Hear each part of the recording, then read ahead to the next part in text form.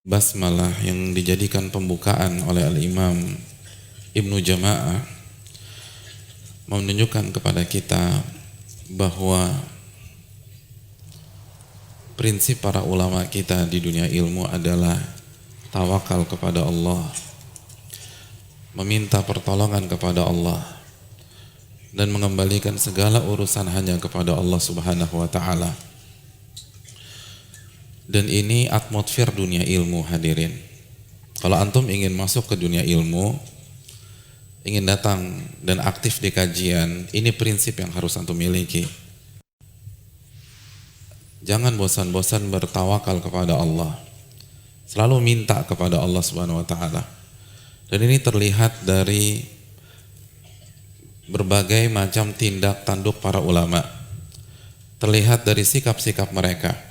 Di antaranya ini, mereka memulai buku-buku mereka dengan Bismillah.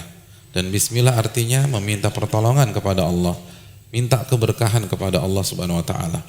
Jadi walaupun mereka cerdas-cerdas, Al-Imam Ibnu Jama'ah di usia muda itu sudah jadi hakim syar'i.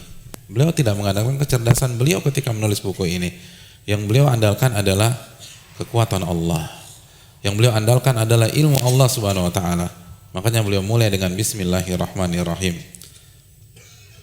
Dan di antara potret para ulama tentang masalah ini, bagaimana mereka menamai buku-buku mereka. Banyak para ulama menamai buku-buku mereka berdasarkan prinsip ini. Prinsip tawakal, prinsip isti'anah. Dan banyak contoh masalah ini.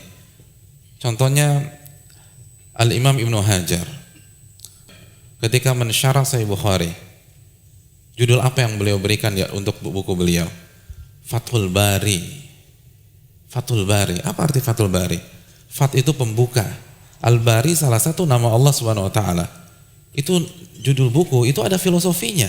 Artinya, saya tidak akan bisa menulis syarah Bukhari kecuali dibuka oleh Al-Bari Allah Subhanahu wa ta'ala. Dari judul buku aja sudah melambangkan ketawakalan seseorang.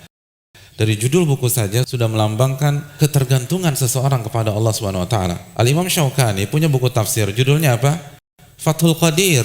Al-Qadir adalah nama Allah Subhanahu wa ta'ala. Jadi beliau ingin mengatakan, saya nggak akan bisa menulis buku tafsir seperti ini kecuali dibuka sama Allah Subhanahu wa ta'ala. Secerdas apapun mereka nggak bisa.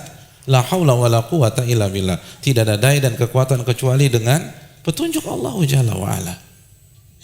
Di antara mereka ada yang istikharah sebelum mencantumkan hadis, sebagaimana yang dilakukan oleh Imam Al-Bukhari.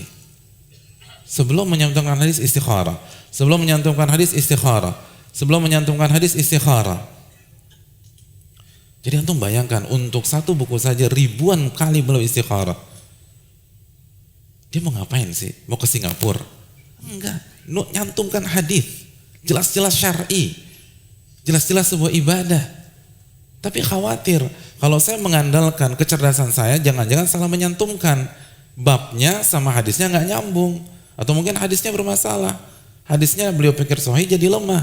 Al-Imam Bukhari, hadirin yang dirahmati oleh Allah, ulama yang cerdasnya begitu luar biasa, alimnya begitu luar biasa, kemampuan hafalannya begitu luar biasa. Tapi begitu mencantumkan hadis istikharah, istikharah, istikharah, istikharah. Istikharah artinya meminta pandangan dan tuntunan dari Allah Subhanahu wa ta'ala. Istikharah artinya meminta advice dari Allah Jalla wa ala. Itu orang cerdas. Yang cerdasnya ribuan kali daripada kita. Istikharah setiap menyantumkan hadis.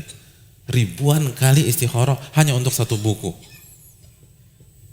Antum, saya dalam hidup ini berapa kali istikharah? Coba. Paling sekali.